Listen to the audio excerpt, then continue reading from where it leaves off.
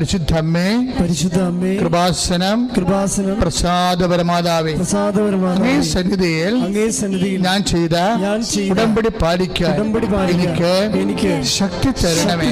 കൃപാസനത്തിലെ Marian കൃപാഭിഷേകത്തിലും മറ്റു ശനിയാഴ്ചകളിലെ ചാരങ്ങളിലും പങ്കെടുത്ത് പ്രാർത്ഥിക്കുന്നവരുടെയും online പ്രാർത്ഥനയിലെ പങ്കെടുക്കുന്നവരുടെയും പ്രാർത്ഥനയോട് ചേർത്ത് എന്റെ ആവശ്യം സാധിച്ചു തരണമേ.